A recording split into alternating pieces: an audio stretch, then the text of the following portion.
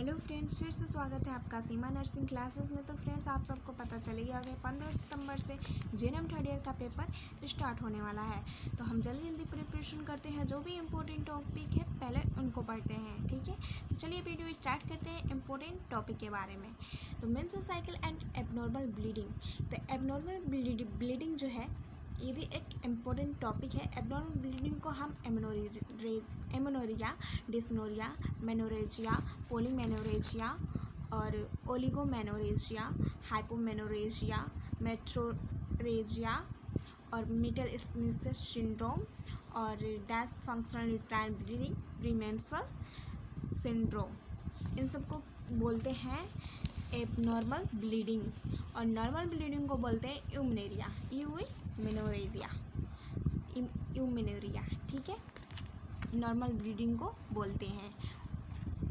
और abnormal bleeding को हम पढ़ेंगे। एबनॉर्मल ब्लीडिंग में इम्पोर्टेंट टॉपिक है एमेनोरिया, डिस्मेनोरिया और middle smith syndrome, dash functional uterine bleeding और प्रीमेंस्ट्रुअल सिंड्रोम, ठीक है। तो ये 5 है इम्पोर्टेंट टॉपिक इसमें एबनॉर्मल ब्लीडिंग में। तो पहले पढ़ते हैं एमेनोरिया। तो एमेनोरिया क्या होता है? एमेनोरिया एक मेंस्ट्रुअल जो है अब्सेंस होता है। एमेनोरिया में मेंस्ट्रुअल जो है अब्सेंस होता है। ये एक सिम्टम्स है, डिजीज नहीं है, ठीक है। इसके कॉजेज हैं लैक्टेशन एंड मेनोपॉज। एमेनोरिया के कॉज हैं लैक्टेशन एंड मेनोपॉज। तो अनमैरिड में जो है अनमैरिड में जो अविवाहित हैं उनमें कॉज हो सकता है स्ट्रेस के कारण, एक्सेसिव एक्सरसाइज के कारण, ईटिंग डिसऑर्डर के कारण और वेट लॉस के कारण हो सकते हैं, ठीक है। और मैरिड में हो सकता है ब्रेस्ट फीडिंग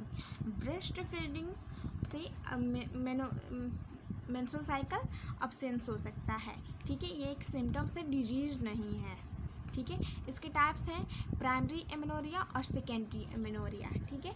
तो प्राइमरी एमेनोरिया में क्या होता है? प्राइमरी एमेनोरिया में मिनार्की अब्सेंस होता है। इसमें जो है प्राइमरी एमेनोरिया में मिनार्की अब्सेंस होता है और 16 इयर्स पे भी सेकेंडरी सेक्स का डेवलपमेंट भी अब्सेंस होता है। 16 इयर्स पे भी सेकेंडरी सेक्स का डेवलपमेंट अब्सेंस होता है और 16 इयर्स के बाद भी ब्रेस्ट का डेवलपमेंट नहीं हुआ रहता है, ठीक है। तो इसके कॉजेज हैं इन्वेस्टिगेशन। तो ये इन्वेस्टिगेशन है यूएसजी, अल्ट्रासोनोग्राफी, ठीक है।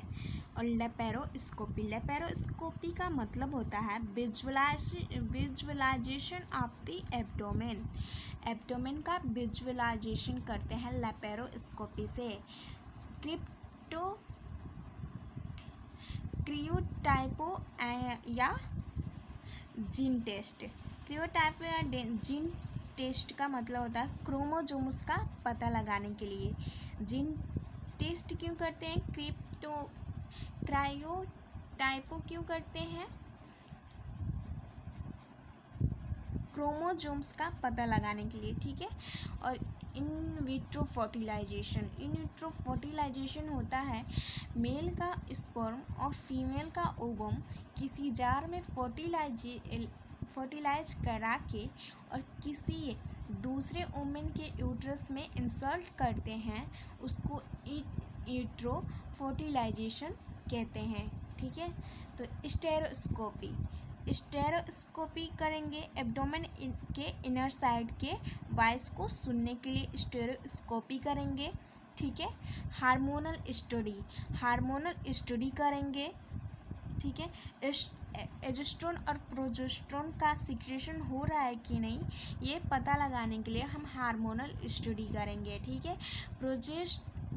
प्रोजेस्टेरोन चेंज टेस्ट और ब्लड टेस्ट करेंगे, इंडोमेट्रियल बायोप्सी टेस्ट करेंगे, एक्सरे करेंगे और ओवेरियन बायोप्सी करेंगे, ठीक है। तो इंडोमेट्रियल बायोप्सी टेस्ट यानी कि इंडोमेट्रियम के इनर लेयर का एग्जामिनेशन करेंगे, ठीक है। एंडोमेट्रियम के इनर लेयर का एग्जामिनेशन करेंगे, एंडोमेट्रियल बायोप्सी टेस्ट, ठीक है। ओवेरियन बायोप्सी टेस्ट करेंगे, थायराइड टेस्ट करेंगे और ब्लड शुगर टेस्ट करेंगे, ब्लड टेस्ट भी करेंगे और ब्लड शुगर टेस्ट भी करेंगे, ठीक है। हो गया इन्वेस्टिगेशन। इन्वेस्टिगेशन के बाद है सेकेंडरी एमेनोरिया। तो सेकेंडरी एमेनोरिया का क्या कहते हैं, क्या होता है सेकेंडरी एमेनोरिया? तो सेकेंडरी एमेनोरिया जो होता है इसमें मेंस्ट्रुअल साइकिल अब्सेंस होता है 6 मंथ के लिए, ठीक है। Normal menstrual cycle has been, जो मेंस्ट्रुअल साइकिल है वो नॉर्मल रहती है, यानी कि रेगुलर रहती है, कभी नॉर्मल रहती है, कभी कभी अब्सेंस हो जाना है, यानी कभी कभी अब्सेंस हो जाती है 6 मंथ या इससे कई अधिक दिन के लिए, ठीक है। इसकी कोज है हाइपोथायरॉयडिज्म एंड हाइपरथायरॉयडिज्म, ठीक है। कुशिंग सिंड्रोम, यानी कि कोई गंभीर बीमारी, ठीक है, उसकी वजह से हाईली कंट्रासेप्टिव ड्रग्स यूज करने की वजह से, और क्रोनिक रीनल डिजीज, और जो क्रोनिक रीनल डिजीज की वजह से विग्रोस एल्थेटिक ट्रेनेस,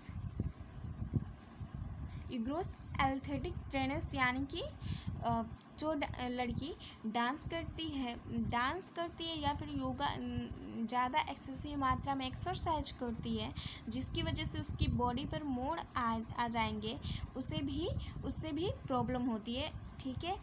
ये मतलब उससे भी सेकेंडरी एमेनोरिया हो सकता है, उससे भी, ठीक है। और क्या होगा, हेपेटिक डिजीज की वजह से, माल न्यूट्रिशन के वजह से, और पॉलीसाइटिक ओवरी सिंड्रोम हार्मोन, मतलब कि पॉलीसाइटिक ओवरी सिंड्रोम की वजह से, यानी कि ट्यूमर की वजह से भी, ठीक है, या ट्यूमर की वजह से भी। और कॉजेज हो गया सेकेंडरी एमेनोरिया का, एक बार फिर से देख लेते हैं। सेकेंडरी एमेनोरिया का कॉजेज है हाइपोथायरॉयडिज्म और hyperthyroidism, Cushing syndrome, highly contraceptive drugs use, और विग्रोस एल्थेटिक ट्रेनेंस, जो मतलब गर्ल्स योगा करती है या फिर डांसिंग करती है, उसके बॉडी पे मोड़ आता है, जिसकी वजह से उसको प्रॉब्लम हो सकती है, ठीक है। प्राइमरी और सेकेंडरी एमेनोरिया के sign symptoms, primary and secondary amenorrhea के साइन सिम्टम्स हैं वेजाइनल ड्राइनेस और निपल डिस्चार्ज। इसके अलावा भी है एकन डीपिंग वाइस, भारीपन आवाज़, ठीक है। एकन मतलब मुहासा, एक्सेसिव और unwanted hair growth on the body, जैसे कि बॉडी पे एक्सेसिव मात्रा में हेयर का ग्रोथ होना, ठीक है, ज़्यादा मात्रा में हेयर का ग्रोथ होना, ये साइन सिम्टम्स हैं, ठीक है। Headache, change in the vision, आवाज़ में चेंजेस, ठीक है। तो ये साइन एंड प्राइमरी और सेकेंडरी एमेनोरिया का साइन एंड सिम्टम्स हो गया, ठीक है। इन्वेस्टिगेशन में वही रहेगा, बस हिस्ट्री कलेक्शन लेंगे, फिजिकल एग्जामिनेशन लेंगे, thyroid function test, blood sugar test, glucose test, laparoscopy check करेंगे, ओवेरियन पैथोलॉजी का, और इवेस्ट्री अल्ट्रासोनोग्राफी करेंगे, ठीक है। जैसे प्राइमरी एमेनोरिया में जो इन्वेस्टिगेशन था वही सेकेंडरी एमेनोरिया में भी है। प्राइमरी और सेकेंडरी एमेनोरिया का मैनेजमेंट देख लेते हैं। एस्ट्रोजन रिप्लेसमेंट थेरेपी, एस्ट्रोजन और रिप्लेसमेंट थेरेपी देंगे, किस लिए, सेकेंडरी सेक्स के लिए देते हैं, सेकेंडरी सेक्स के लिए देते हैं। एस्ट्रोजन रिप्लेसमेंट थेरेपी देते हैं ऑस्टियोपोरोसिस को प्रिवेंट कराने के लिए, ऑस्टियोपोरोसिस से प्रिवेंट कराने के लिए हम देते हैं एस्ट्रोजन रिप्लेसमेंट थेरेपी देते हैं, ठीक है।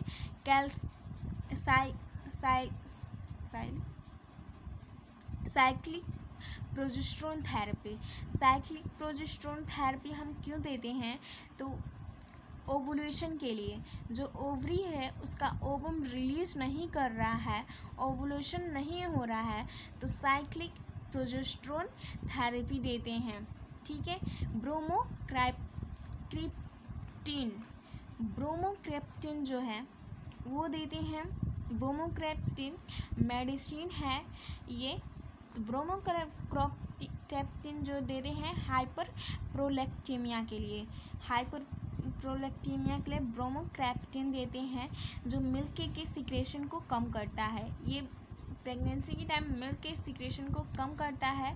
और सेकेंडरी अमेनोरिया और प्राइमरी अमेनोरिया जब मेंस्ट्रुअल साइकिल एब्सेंस हो जाता है तो उसके लिए भी ब्रोमोक्रैप्टिन दे सकते हैं। GnRH यानी कि गोनाडोट्रोपिन रिलीजिंग हार्मोन।